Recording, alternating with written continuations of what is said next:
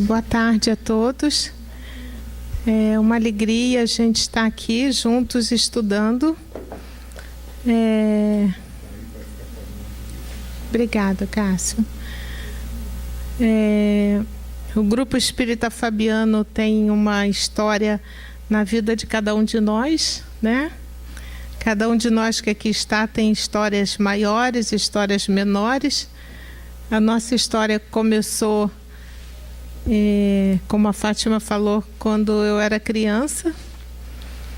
Os companheiros que fundaram o Grupo Espírita Fabiano frequentavam o Centro Espírita Ibirajara, no Andaraí, onde eu frequento atualmente, que uma parte da minha família é de lá. E meu pai, minha mãe, vieram com outros companheiros, né? Muita gente sabe dessa história, outros talvez não saibam. E aí começamos lá em Belford Roxo, no trabalho da sopa, no posto assistencial Alta de Souza, onde ficava nos domingos uma fila de mais ou menos, acho que umas 1000 pessoas, não sei, era muita gente, né? Depois o José Salomão, para construir, porque o grupo utilizava a sede da Agremiação Espírita Pedro II na Rua Lopes da Cruz. Algumas reuniões eram feitas lá, quer dizer, algumas não, as reuniões eram feitas lá em dias diferentes deles, naturalmente, as reuniões de segunda, quarta, tudo certinho. Aí eu comecei na evangelização lá, criança, né? Com meu irmão e filhos de outros frequentadores, né? Isso foi ontem, porque esse mês eu vou fazer 66 anos. E depois o José vendeu o posto assistencial Alta de Souza para o coronel Jaime Hollenberg de Lima, do Lar Fabiano de Cristo, para que desse continuidade ao trabalho, e lá foi ampliada a Casa de Lísias, que uns anos atrás fechou, porque está dando um problema no terreno, e o terreno é feito... tem um lençol d'água, alguma coisa assim, o terreno começou a ceder, muita umidade, e a prefeitura disse que era uma obra muito cara, que o município é pobre, que eles não tinham condições. Então, o Lar Fabiano também passando por várias situações difíceis, né? Porque a crise está aí para todo mundo. Há uns 2 anos atrás eles demitiram metade do pessoal da sede, fecharam várias casas, e já tinha fechado Belford Roxo. E aí o trabalho lá, algumas famílias foram remanejadas para outras casas, outras continuam aqui até hoje. Tem muita gente de Belford Roxo que está aqui até hoje. E aí, então, eu fiquei aqui no Fabiano. Aí depois eu casei, meu filho nasceu, eu moro lá perto do Ibirajara. E na época a evangelização aqui tinha passado para a segunda noite. E a mamãe falou assim, meu filho vinha para cá, dormia durante a reunião pública, não ia para a evangelização. Quando terminava a reunião, ele estava espertíssimo, no dia seguinte eu tinha que trabalhar. Eu comecei a levá-lo para a evangelização da Agremiação Isabel, ali na Verna Magalhães, no Engenho Novo. Aí depois a mamãe falou assim, você tem que levar ele lá para o Ibirajara, a tua tia está lá, tia Neuza, né? Domingo de manhã. Então, quando ele tinha 4 anos de idade, ele vai fazer 33 em agosto, eu passei aí para o Ibirajara para levá-lo para a evangelização, e acabei voltando para lá, porque na época da mocidade eu também frequentei, eu como jovem frequentei a mocidade lá. Depois eu cheguei a coordenar a mocidade daqui, né? Então, as 2 casas, o Ibirajara e o Fabiano, mas eu continuo vindo aqui, toda segunda-feira estou aqui, né? À noite, né?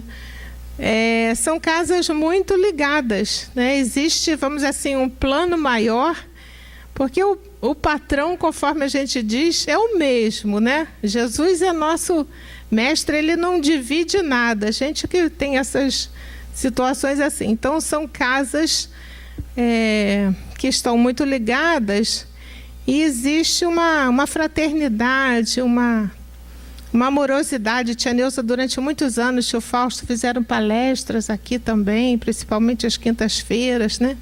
Então, a gente percebe isso.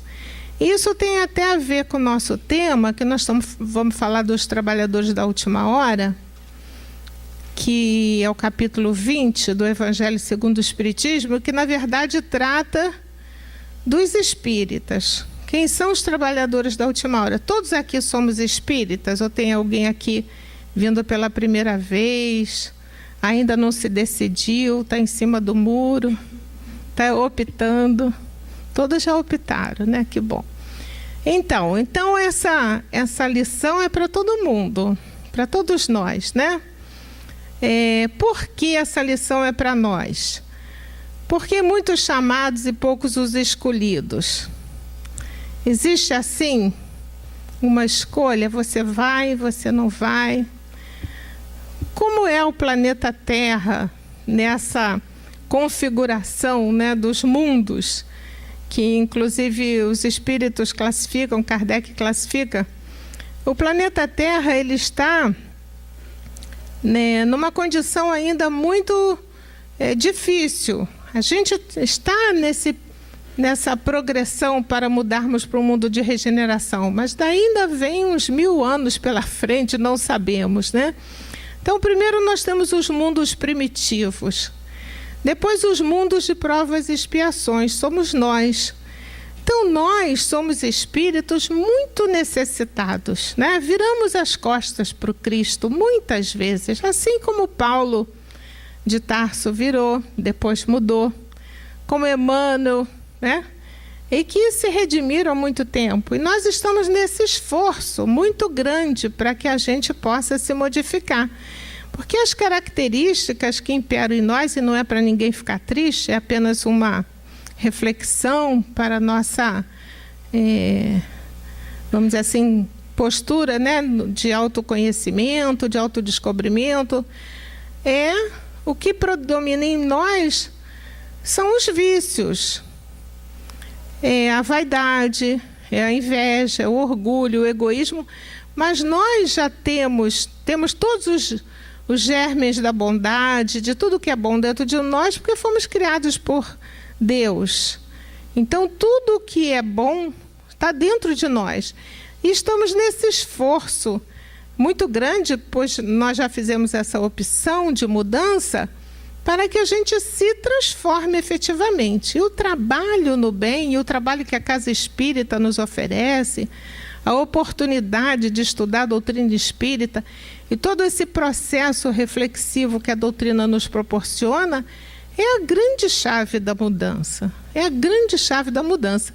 Porque depois que a gente se torna espírita, a gente nunca mais vai ser o mesmo. A gente pode até dizer assim, vou dar uma paradinha, mas depois a gente vai dizer, caramba, perdi tempo, vou retomar.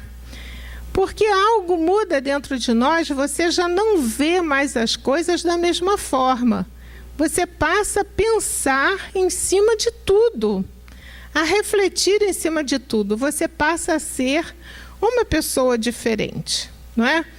Então, no capítulo, antes da gente entrar propriamente no capítulo 20, no capítulo 3 do Evangelho, que é o capítulo que fala há muitas moradas, no item 15, tem um trecho que Santo Agostinho faz uns esclarecimentos que são preciosos para que a gente possa se situar. Então, é o capítulo 15, é o item 15 do capítulo 3. Diz assim Santo Agostinho, a terra, ele está falando das diferentes moradas, né? Falando de mundos superiores, de mundos inferiores, e aí ele fala assim, pega lá, abre lá, capítulo 3, item 15. O meu é diferente a edição, não adianta eu dizer a página que não vai...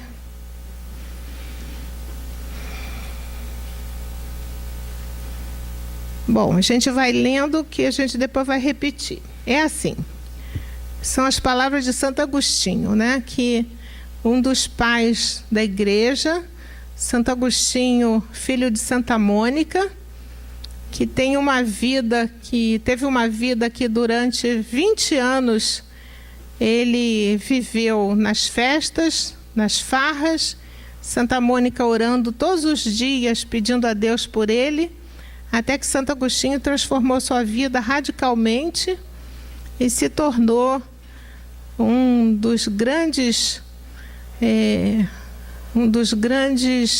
como é que a gente vai dizer? Um dos mais bondosos e filósofos, e uma das almas mais nobres que conhecemos, né? Então diz assim: a Terra, conseguintemente, oferece um dos tipos de mundos expiatórios, cuja variedade é infinita, né? Cuja variedade é infinita, mas revelando todos como caráter comum o servirem de lugar de exílio para espíritos rebeldes à lei de Deus. Então, o que Santo Agostinho está dizendo? Quem somos nós? Somos espíritos rebeldes à lei de Deus.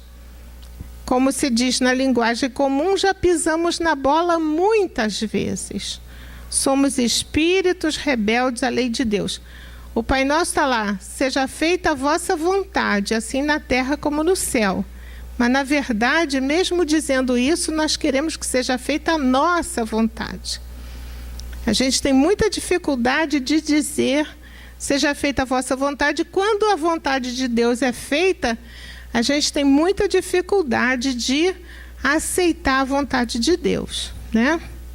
E ele continua: esses espíritos, nós, têm aqui, né, de lutar ao mesmo tempo com a perversidade dos homens. Com a perversidade dos homens. E com a inclemência da natureza. Com a perversidade dos homens, que nós vemos, né, hoje em dia se acentuando bastante, e também com a inclemência da natureza, que hoje em dia também vamos percebendo isso. Coisas que antes nem acontecia, hoje acontecem com muito mais frequência. E nós não temos, vamos dizer assim, a gente também não cuida bem da natureza, mas a gente também não tem nenhum comando sobre a natureza. E diz Santo Agostinho: duplo e árduo trabalho que simultaneamente desenvolve as qualidades do coração e as da inteligência. Então isso tem uma razão de ser. Quando nós lidamos com a perversidade dos homens e a inclemência da natureza, nos diz os Espíritos que nós estamos desenvolvendo a nossa inteligência, e também é um árduo trabalho de modificação nossa, que a gente vai, vamos dizer assim, confirmar que caminho nós queremos seguir. É assim que Deus, em sua bondade, faz que o próprio castigo redunde em proveito do progresso do espírito. Então, o que nós poderíamos considerar um castigo, que na verdade é uma linguagem muito utilizada na igreja e que hoje nós já entendemos de outra forma, que não é um castigo porque Deus não castiga, né? Mas que é uma prova, que é algo difícil, isso também resulta no progresso do espírito. Porque quando tudo está bem, a gente se acomoda. Mas quando as coisas não estão bem, é que nós nos mexemos para nos modificarmos, né? É que a gente busca alternativa. Porque se está tudo bem, eu acho que está uma beleza. Mas as casas espíritas cada vez estão mais cheias, os templos, os necessitados buscando, todos somos necessitados, né? Então a gente vai vendo que é uma situação que nos mobiliza, que mexe com a gente. Então, a partir daqui, nós vamos entender que nós, que estamos aqui num mundo expiatório, cuja variedade é infinita, quer dizer, nós estamos lidando com almas como Madre Teresa, como nosso Chico, como tantas outras almas bondosas, né? E que fazem tanto bem, como tantos anônimos, às vezes companheiros que estão aqui na casa, como assistidos, são almas muito nobres, que a gente nem enxerga eles assim. Nós os vemos achando que eles são assistidos porque eles vêm à casa buscar auxílio material, mas são espíritos que se prepararam para aquela árdua prova que, na verdade, nós ainda não temos condição de vivenciar as provas que eles vivenciam, né? Então, diante disso, vamos começar aqui os trabalhadores da última hora. Ô, Acácio, eu não sei se eu vou acertar isso, acertei. Capítulo 20, eu fiz aqui um resumo, quem preparou esse... Quer dizer, eu fiz o esqueleto e um amiguinho meu preparou esse PowerPoint, que eu não sei fazer isso não. Mas tem um esqueleto aqui do que a gente vai estudar, tá? Um resuminho. Então, o trabalho é uma lei da natureza. Isso daqui é o mais importante para começar. Porque já sabe que quem não gosta de trabalhar já está contra a lei da natureza. Então, o trabalho nos movimenta positivamente, nos dá saúde, né? Então, aquele que gosta muito de ficar, estou com preguicinha, já sabe que é um sinal de alerta, porque o trabalho é algo maravilhoso, maravilhoso, né? Os trabalhadores da vinha, que é a parábola que Jesus conta, os bons espíritas, que nós vamos falar, que a solidariedade, que é o caminho, né? A filiação espiritual, para que a gente possa refletir. A unidade, que é uma reflexão interessante. A missão dos espíritas, que cada um de nós tem uma tarefa, né? Desculpa ficar de costas, não tem opção. A caridade, que é a grande bandeira de Fabiano de Cristo, né? Que fora da caridade não há salvação, não é fora do espiritismo, não é fora da igreja, não é fora da casa espírita. A gente pode frequentar a casa espírita 50 anos, mas se a gente fez aquilo, como se diz pro forma, como se chegasse aqui, batesse cartão e fosse embora, é alguma coisa, mas não é o ideal. Caridade é um sentimento, né? A libertação da ignorância, que é a nossa meta. Fomos criados simples e ignorantes. Um novo horizonte. A transformação, que é o nosso processo. A fronteira da regeneração, que a gente já vai percebendo a diferença de almas primitivas que estão aqui encarnadas como última oportunidade, e de almas nobres que também estão aqui encarnadas com outros propósitos. A esperança, o convite para o trabalho, o salário do trabalhador, e os primeiros serão os últimos e os últimos serão os primeiros, né? Jesus, tudo que ele falava tinha uma razão de ser. Então, os trabalhadores da última hora, a gente vai lembrar a parábola rapidamente. E esse livro aqui, Histórias que Jesus Contou, do Clóvis Tavares, que até na segunda-feira a gente estava conversando na livraria com o Murilo e com o Paulo. O Clóvis Tavares foi um companheiro lá de Campos, né? E há pouco tempo o Oceano Vieira de Mello lançou um filme sobre a Nina Arueira, contando a história do Clóvis Tavares e da Nina Arueira, que até a mocidade lá da Mansão do Caminho, do Divaldo, tem o nome de Nina Aroeira. Eles se conheceram, o Clóvis Tavares, se ele estivesse encarnado, ele teria feito há pouco tempo 100 anos.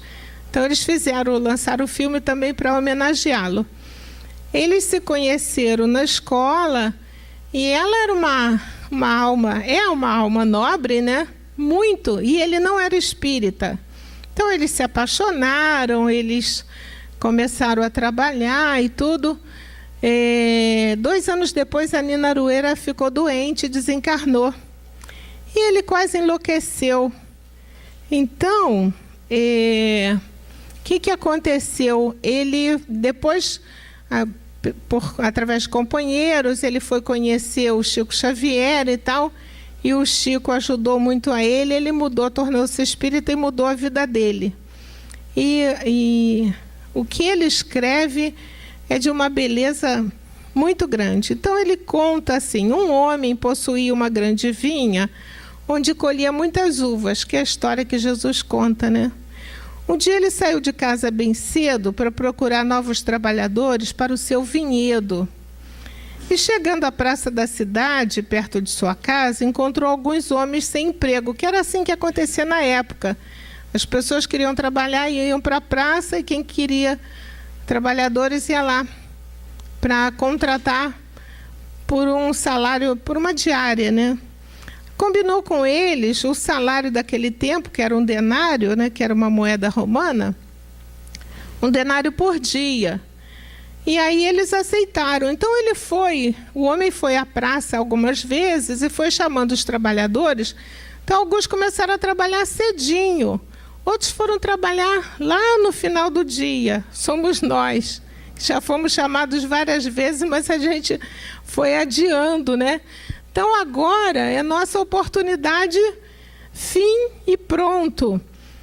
Até no congresso que Divaldo fez no Monte Líbano, o ano passado, né? Lá no Clube Monte Líbano, eles fizeram uma pergunta a Divaldo. O Divaldo disse que ele recebeu uma orientação assim, de que ele era um espírito que já tinha errado muito, mas muito mesmo. Ele tinha muitas dívidas e que essa encarnação ele precisaria aproveitar todo o tempo dele, todos os minutos. Claro que ele já está fazendo muito além, e ele já está com 89 anos e continua fazendo palestra, viajando o mundo inteiro, com aquele vigor, né? Com aquela memória. Mas ele disse que foi a oportunidade que ele recebeu de trabalhar muito. Ou ele trabalhava, ou ele estaria realmente não tendo mais chances de trabalho. E ele abraçou isso. Então, se Divaldo fala isso, imaginemos nós, né? Então, esse senhor, o dono da vinha, foi chamando todos, e os que chegaram depois, ele foi, então, contratando também. Quando chegou na hora do pagamento, os que tinham trabalhado, começaram a trabalhar antes, foram reclamar. A gente quase não faz isso, né? A gente, em vez de ficar feliz porque teve oportunidade, a gente reclama depois. Que o fulaninho isso, que o cicraninho aquilo. Então, estes últimos trabalharam somente 1 hora, eles começaram a resmungar com o Senhor. E tu os igualaste a nós, que aguentamos o peso do dia e do calor. E o proprietário diz: meu amigo, eu não te faço injustiça, eu não combinei isso com você, então recebe o que te pertence sem reclamação. Eu quero dar aos últimos tanto quanto dei a ti. Não achas que tenho o direito de fazer o que me agrada daquilo que me pertence? Por que sentes ciúme e inveja? Não tenho, por acaso, o direito de ser bondoso? Então, Jesus, que contava as histórias para que a gente pudesse entender melhor de uma forma fácil, ele vai mostrando quem é o senhor da vinha, né? O dono da vinha. Quem é? É Deus. Deus é o dono da vinha, não é? É o Senhor, digamos. E assim, os últimos serão os primeiros, e os primeiros serão os últimos, pois muitos são chamados, mas poucos os escolhidos. Vamos ver mais adiante. Por quê? E aí está a terra para a gente trabalhar, né? É uma simbologia. E o trabalho, como já vimos, é uma lei da natureza. Jesus falou, meu Pai até hoje trabalha, e eu também trabalho. Então, quem não gostar do trabalho, já sabe. E o trabalho realmente é maravilhoso, né? O trabalho dá alegria a quem trabalha. O trabalho, nos diz Emmanuel, é a escada divina de acesso aos lauréis, olha que palavra difícil, imarcessíveis do Espírito. Isso é coisa de Emmanuel mesmo, que adora essas palavras, né? Tem que ter estudado muito para pegar essas palavras assim, mas a gente entendeu, né? A terra é a vinha de Jesus, né? A terra é a vinha de Jesus. E o planeta, é bom que a gente lembre que não é um barco desgovernado. Isso nos diz Emmanuel no livro Pão Nosso, capítulo 29. Para que a gente não pense que está tudo assim a matroca, Jesus está no leme.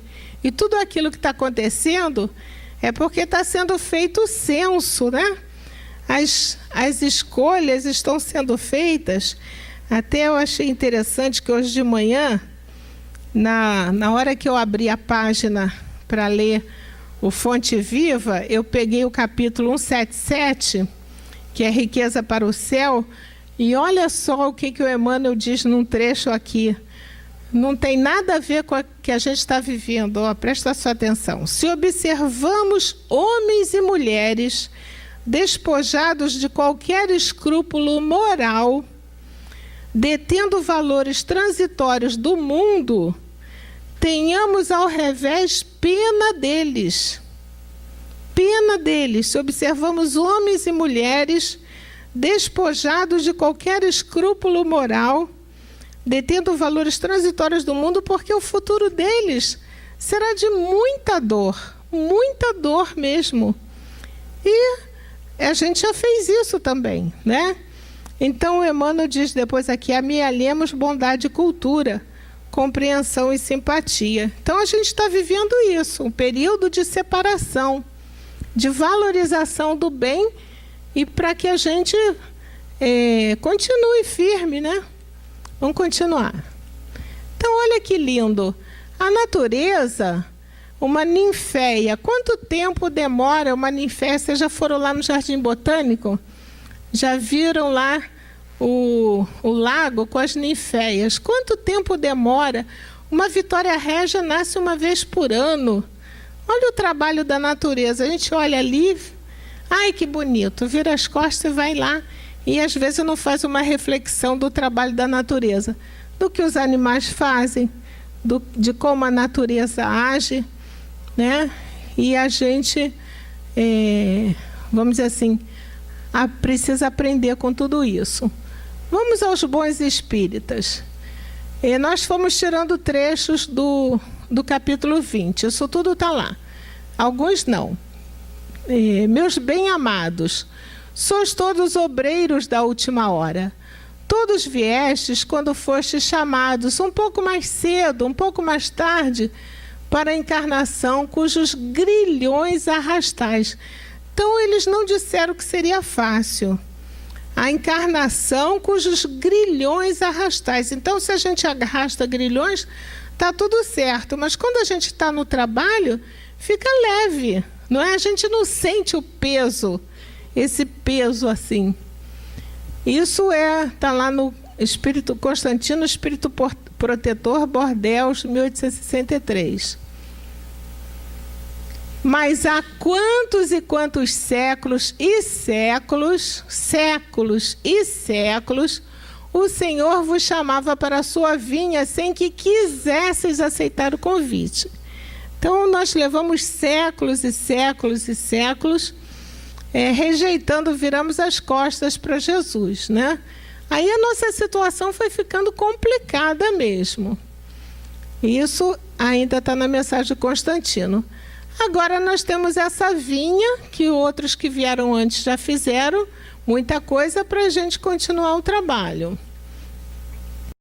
Na sua rigorosa expressão, os trabalhadores que chegaram na primeira hora são os profetas, Moisés e todos os iniciadores que marcaram as etapas do progresso, as quais continuaram a ser assinaladas através dos séculos, pelos apóstolos, pelos mártires, pelos pais da igreja, pelos sábios, pelos filósofos e, finalmente, pelos espíritas.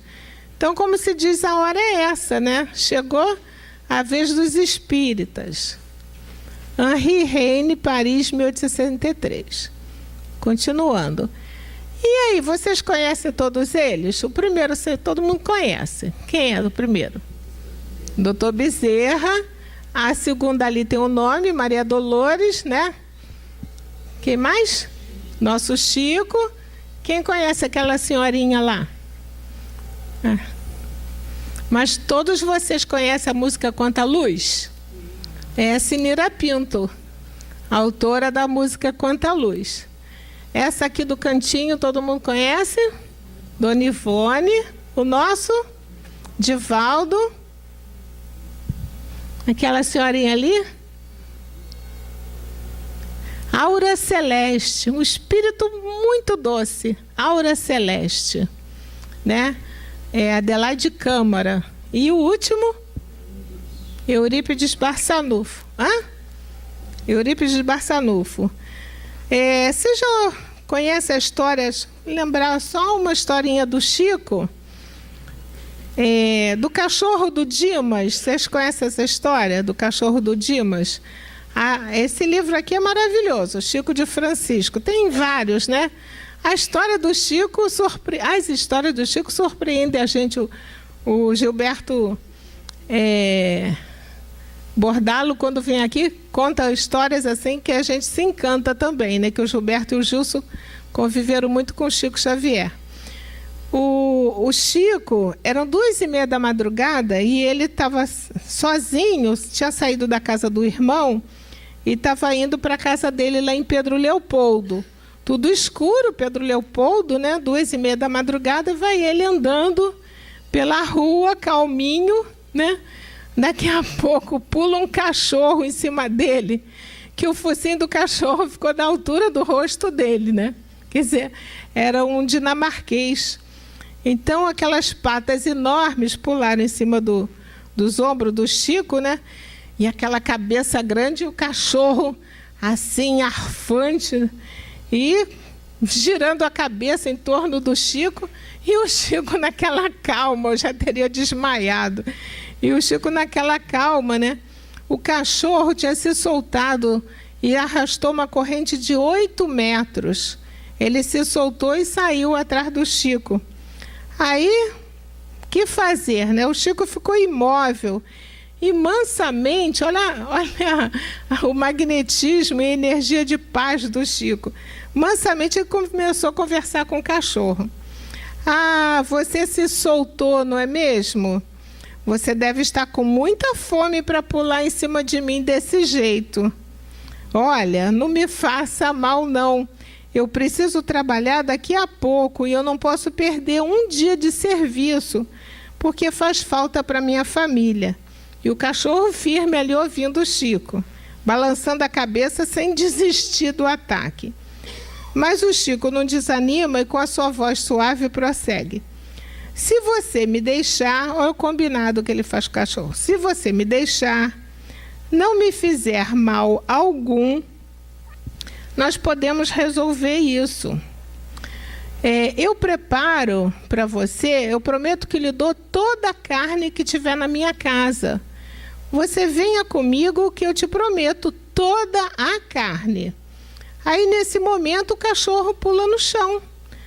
E o Chico começa a caminhar e o cachorro começa a caminhar do lado dele. E eles vão andando para casa, né? A madrugada indo, o cachorro com calma lá.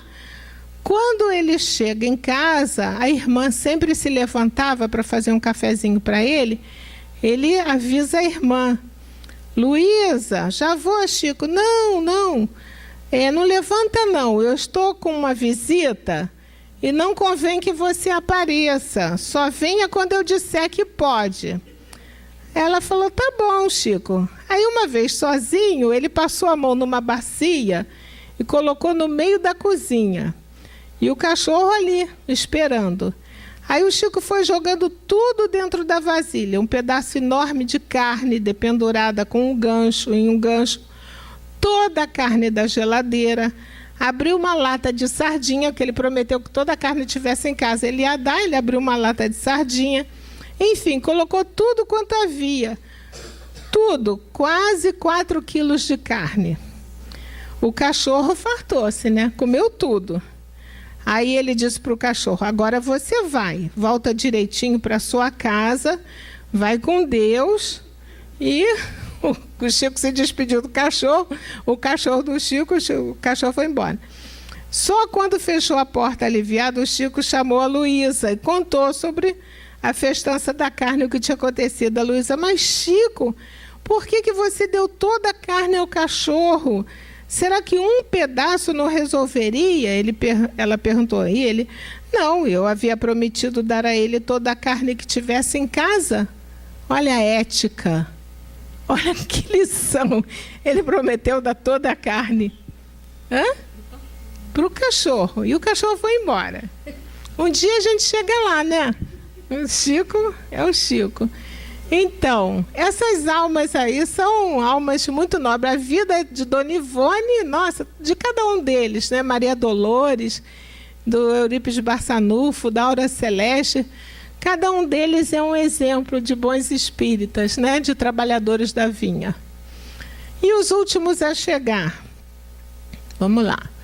Os espíritas aproveitam o trabalho intelectual dos seus antecessores, porque o homem deve herdar do homem, e porque o trabalho e seus resultados são coletivos. E Deus abençoa a solidariedade, né? Tudo aquilo que a gente estuda hoje, muitas coisas vêm lá de pesquisas, de tudo, e a gente vai aproveitando tudo. Isso é muito bom. E vamos falar da filiação espiritual. Então, o belo princípio da reencarnação eterniza e precisa a filiação espiritual, quer dizer, todos nós estamos ligados espiritualmente. Deus é nosso Pai. O espírito chamado a prestar contas do seu mandato terreno se apercebe da continuidade da tarefa interrompida, mas sempre retomada. Vê e sente que apanhou no ar o pensamento dos seus antecessores. Reinicia a luta, amadurecido pela experiência, para ainda mais avançar, né? Então a gente vai continuando. E é bom que a gente faça isso enquanto a gente tem saúde. Porque a gente, às vezes, quando tem saúde, a gente quer aproveitar, entre aspas, né? Na verdade, a gente perde tempo. E quando a gente começa a ter os probleminhas de saúde, aí a gente quer correr atrás do prejuízo, porque a gente sabe que o corpo começa a sentir e a gente tem o vigor da alma, mas o corpo nem sempre corresponde. É tudo um aprendizado. E a unidade, este é um dos verdadeiros sentidos desta parábola, que encerra, como todas as que Jesus dirigiu ao povo, as linhas do futuro e também através de suas formas e imagens, a revelação dessa magnífica unidade que harmoniza todas as coisas no universo, dessa solidariedade que liga todos os seres atuais ao passado e ao futuro. Então, hoje a gente vê as situações acontecendo no outro lado do mundo e a gente ora também, né? Quando a gente vê que acontece um ataque na França, esses atos de terrorismo, a gente ora por todos. A solidariedade nos une. E a missão dos espíritas? São novos apóstolos da crença revelada pelas vozes proféticas superiores e despregar o princípio da reencarnação e da elevação dos espíritos, segundo o bom ou mau desempenho de suas missões e a maneira por que suportaram as provas terrenas. Quando nós, humanidade, entendermos efetivamente a reencarnação, muita coisa muda. porque a gente não vai querer mais... porque a reencarnação saiu da Igreja Católica por um decreto, né? Vocês sabem que a esposa, a imperatriz, esposa de Constantino, ela tinha sido uma prostituta, e as suas que tinham sido companheiras de profissão diziam isso. Então ela pressionou o marido para pressionar o concílio de Nicéia para abolir a reencarnação, porque as mulheres diziam que ela ia reencarnar, ela ia sofrer, ela não sei o quê, porque ela era uma prostituta. E a reencarnação foi abolida por decreto, porque a reencarnação explica tudo. Então, aquilo que eu faço para o outro, efetivamente, eu entendo que eu estou fazendo para mim. Então, até por uma questão de raciocínio, eu vou mudar minha forma de pensar. Isso já está lá em Erasto, né? Pregareis o desinteresse aos avarentos, a abstinência aos dissolutos, a mansidão aos tiranos domésticos, como aos déspotas. Palavras perdidas eu sei, mas não importa, faz-me regueis com os vossos suores o terreno onde tendes de semear, porquanto ele não frutificará e não produzirá, senão sob os reiterados golpes da enxada e da charrua evangélicas, e de pregar, quer dizer, pregar no sentido de exemplificar. Muitos criticavam o Chico se partiu para a pátria espiritual e ele é respeitadíssimo pela sua forma de ser, de agir. E aí nós vemos que a gente vai modificar através das mãos unidas, efetivamente. Nós espíritas, como somos os mais necessitados, temos uma responsabilidade maior, né, no cumprimento disso. Continua Erasto. Sim, todos vós, homens de boa fé, conscientes da vossa inferioridade em face dos mundos disseminados pelo infinito, lançai-vos em cruzada contra a injustiça e a iniquidade. E de pregai que as populações atentas recolherão ditosas as vossas palavras de consolação, de fraternidade, de esperança e de paz. A fé é a virtude que transporta montanhas, disse Jesus. Todavia, mais pesados do que as maiores montanhas, jazem depositados nos corações dos homens a impureza e todos os vícios que derivam da impureza. Parti, então, cheios de coragem, para removerdes essa montanha de iniquidades que as futuras gerações só deverão conhecer como lenda, do mesmo modo que vós, que só muito imperfeitamente conheceis os tempos que antecederam a civilização pagã. Então, daqui a 100, 200 anos, a gente vai, ou quando nós estivermos reencarnados, né, vai ver, teve uma época que o Brasil foi passado a limpo, ele hoje é a pátria do Evangelho, porque muitos trabalharam para isso, né? Então, a gente hoje está fazendo essa grande mudança.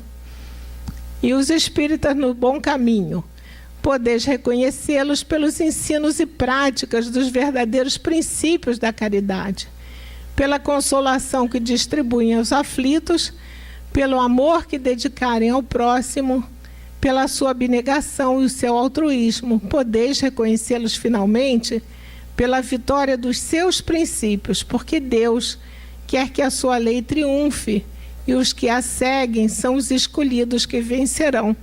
Então, os escolhidos são aqueles que buscam seguir a lei de Deus. A escolha é nossa. Deus nos deu a oportunidade e nós fazemos a escolha. E aí a gente tem o Chico, né? A coisa linda, né? Com aquele mundo de gente sempre atrás do Chico, e ele tratando a cada pessoa como se fosse a única no mundo, né? Com aquela importância de uma alma muito nobre. É a diretriz espírita. Com a diretriz espírita, norteando-lhes os rumos, o homem pensa com verdade, sente com equilíbrio, age com bom senso, fala com moderação, invectiva contra o erro, socorrendo o faltoso, dispensa a tolerância ante fatos aborrecidos, preserva a lucidez enquanto a sombra deblatera, exorta os corações para a vivência do amor verdadeiro, ajustando-se na exemplificação. Então, o grande desafio é exemplificar. Bom, no livro dos médiuns está lá: os que não se contentam em admirar apenas a moral espírita, mas a praticam e aceitam todas as suas consequências, convictos de que a existência terrena é uma prova passageira, tratam de aproveitar os seus breves instantes para avançar na senda do progresso, única que pode elevá-los de posição no mundo dos espíritos. A caridade é sempre a sua regra de conduta. E aí a gente vê lá à direita, lá em cima, aqui o Raul, né?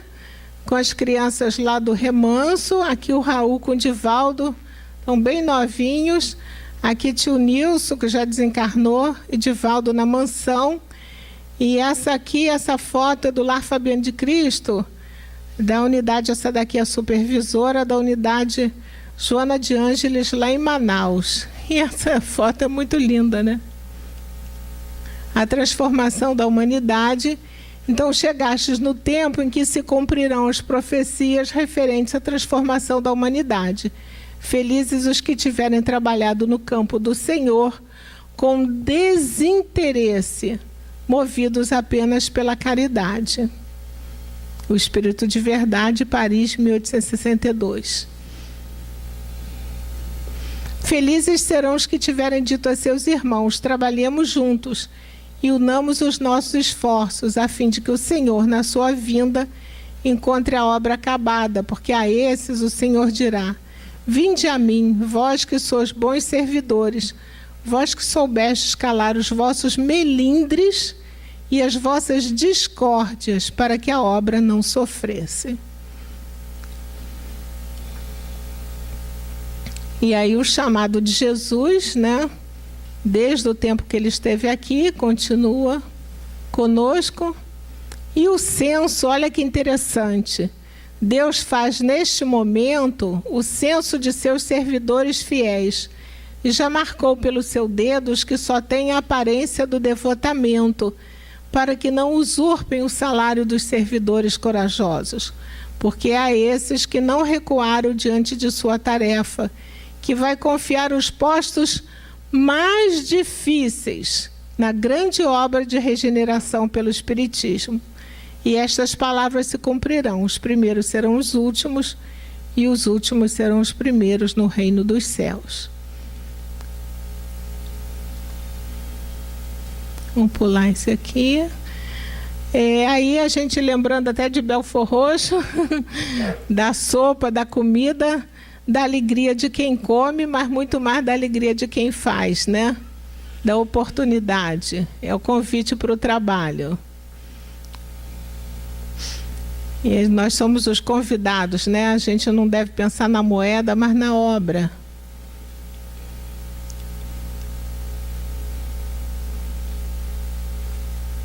Essas almas nobres, Jesus sempre nos acolhendo. O salário do trabalhador. Mateus pergunta: eis que nós deixamos tudo e te seguimos, o que vamos receber? O salário do trabalhador de boa vontade é a conquista da evolução intelectual e moral que o levará a almejada felicidade. E diz Erasto: ide, o Espírito de Deus vos guiará. E ali tem o coronel Jaime Hollenberg de Lima, o professor Carlos Pastorino, o nosso querido Dr. Jorge Andréa, que vai fazer os 100 anos, né?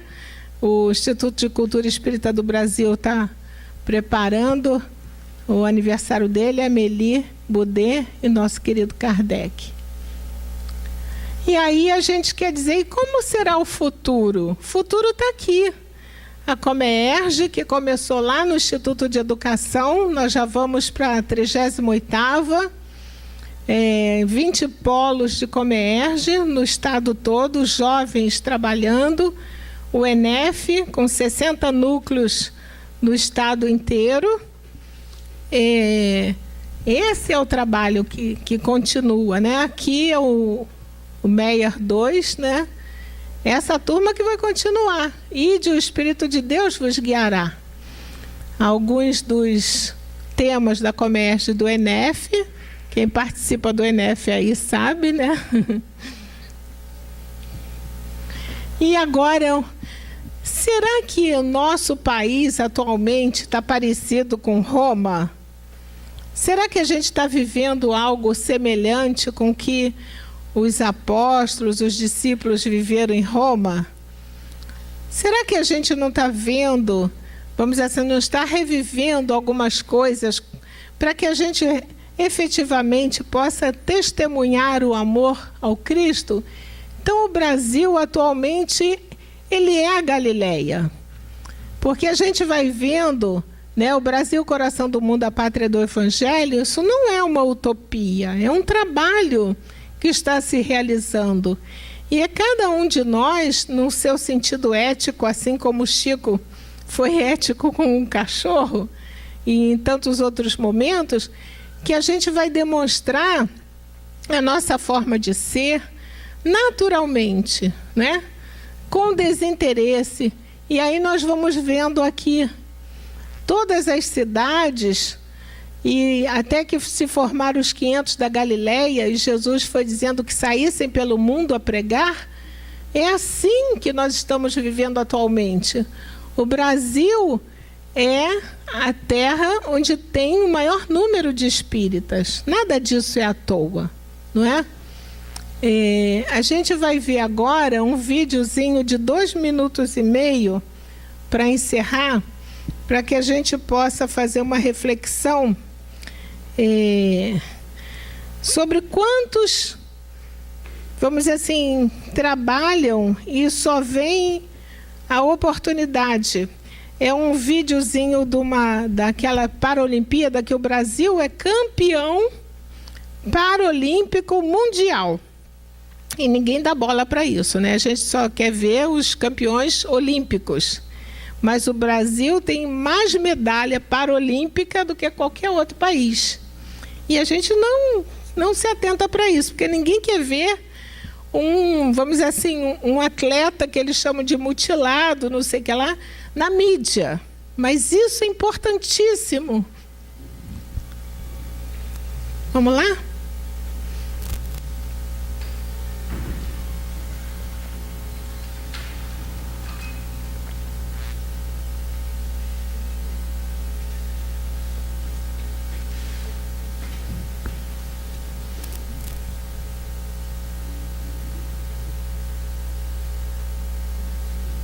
O repórter Paulo Garritano está acompanhando a competição que vai muito além da busca por medalhas. Eles querem ser vistos como atletas, que treinam pesado, estão sempre em busca de melhores resultados, querem ser mais rápidos, mais fortes, precisos. Aquela conversa de sempre de superação, inclusão social, terapia.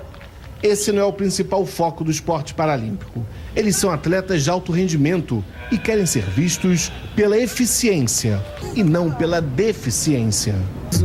As pessoas vão enxergar que o atleta simplesmente não é um coitadinho, nem um atleta que está saindo de casa, que é para conhecer pessoas, para superar. É atleta de alto rendimento. Eu acredito que a gente treina a mesma coisa ou até mais, às vezes.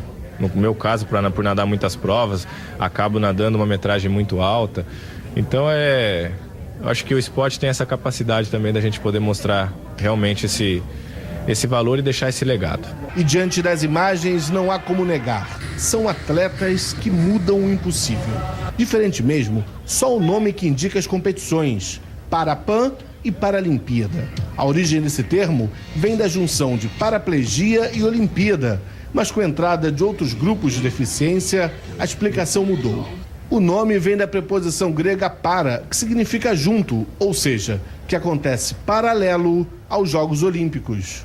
Estas são algumas explicações para a origem da palavra Paralimpíada ou para-atletas. Mas pelo que percebemos no dia a dia, nos treinamentos e também nas competições, esse prefixo para poderia ser tranquilamente substituído pelo prefixo super, de superatletas.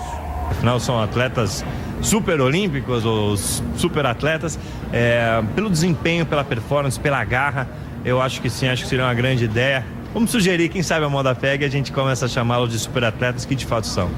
Super e com belos sorrisos. Vem de Deus, Deus que me fez assim, então eu acredito que ele tem um propósito para isso e eu fiz uma escolha, escolhi ser feliz e ir em busca dos meus sonhos. Então eu escolhi sorrir. Bacana, né? Vocês sabiam que o Brasil é o campeão mundial também de aleitamento materno? Nós temos muitas medalhas que a gente não se dá conta. E a gente fica vendo o noticiário e a gente se impressiona.